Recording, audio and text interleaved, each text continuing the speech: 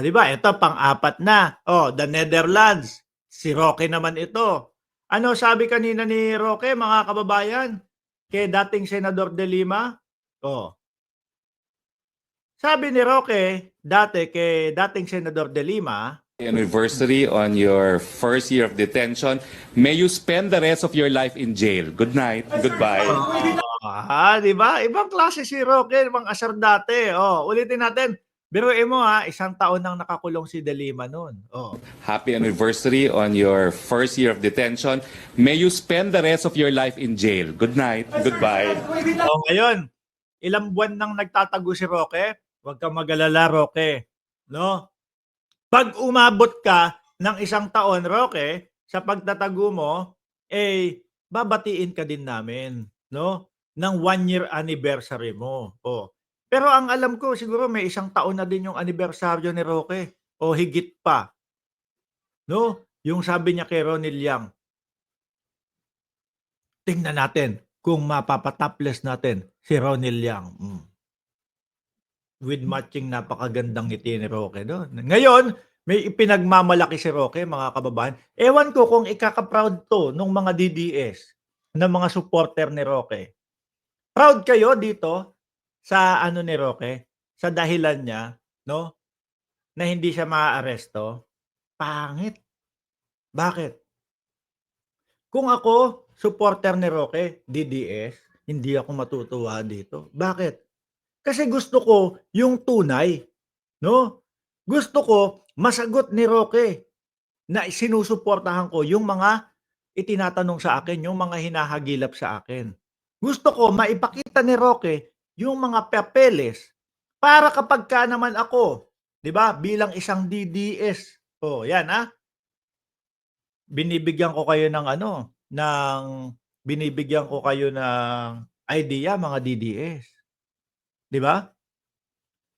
Ngayon, mga DDS kasi, okey na sa amin na hindi mag-explain si Roque. Okey na sa amin hindi i-explain ng Vice Presidente yung confidential funds.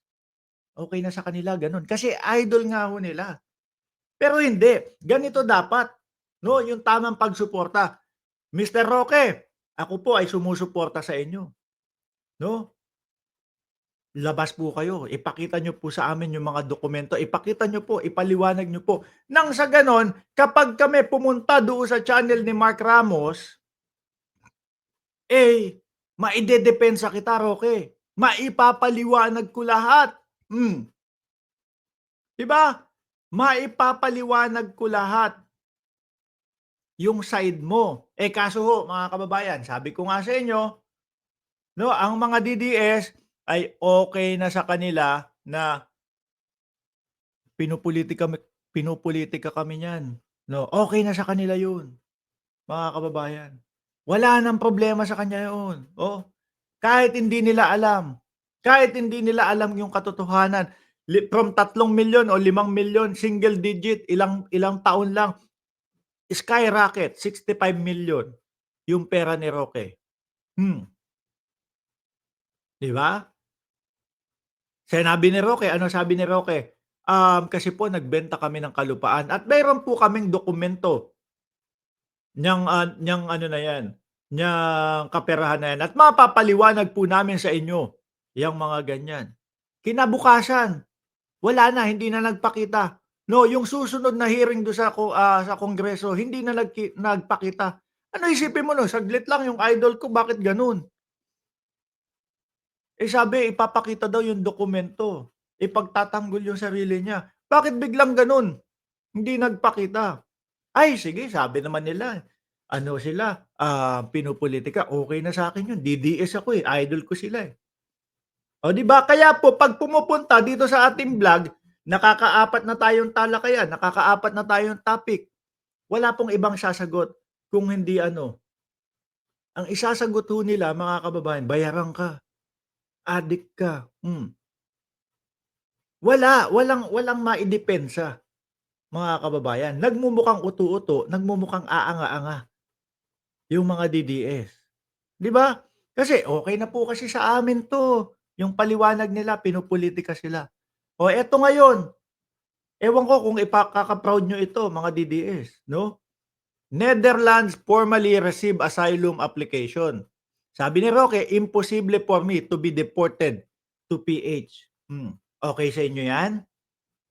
Kasi hindi na siya mapapauwi, no? Habang yung kanyang application sa sa paghingi ng asylum ano na, kumbaga natanggap na, 1 taon at kalahati. Hindi, pangit. Bilang isang supporter, nakakahiya, no?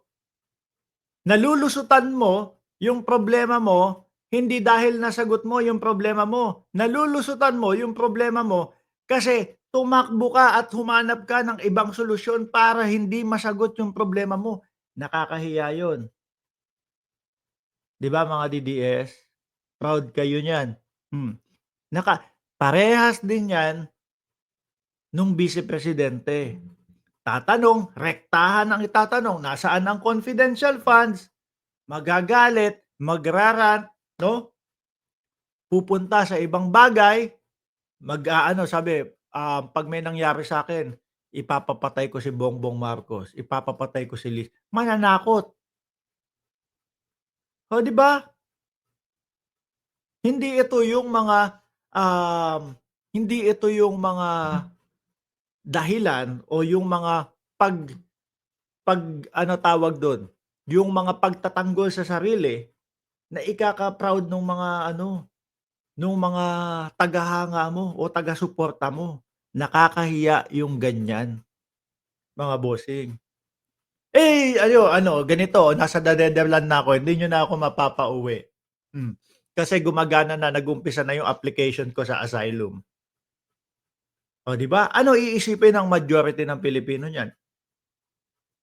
Takot, ayaw ipakita, baka mabuko yung kanyang sarili. Hindi nakaka-proud yung ganyan. Oh, tingnan niyo, lusot na si Roque. Lusot saan? Bakit? Kasi nag-file ng asylum? Mga kababayan, ano ba ang akala nyo sa The Netherlands? Oh, eto, nag-file si Roque.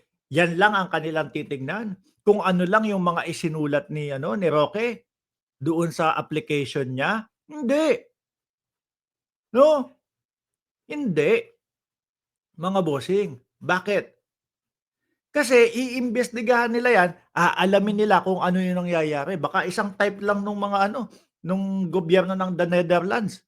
Roque, Harry Roque, Herminio Harry Roque, bakit kaya 'to? Makikita, lalabas yung mga Congress hearing, yung mga Senate hearing. Mr. Roque, hinihingan ka lang pala ng dokumento, papeles doon sa Pilipinas, eh. Wala naman palang pang-iipit dito, eh. Gusto lang nilang mapatunayan, eh, na yung pera mo, hindi galing sa sa masamang gawain. Oh, 'di ba? Ano akala nyo gano'n? Hindi. Kaya eto, pansamantala lang din 'to. 'Pag na-deny 'yan, oh, uwi din si Roque. Pero uulitin ko, mga kababayan, hindi nakaka-proud yung ganitong gawain, 'no? Hindi nakaka-proud yung ganitong gawain. Mas mapa-proud ako kay Roque kung sakali na sinagot ko lahat 'yan o pinakita ko yung mga ebidensya ko, pinakita ko yung mga dokumento ko. Nasagot ko lahat, napatunayan ko, yun ang nakaka-proud. Pero yung iiwasan mo para lang maano ka, para lang ikaw ay maabsuelto pero hindi mo naman talaga sinagot, kaduwagan 'yan, 'no? Kabaklaan 'yan, kabalbalan 'yan. O sabi nga ni NBI director, puro kabalbalan daw si Roque. Sorry, nagkamali lang, nadulas lang po, 'no? Magkatunog kasi yung kabalbalan at yung kabaklaan.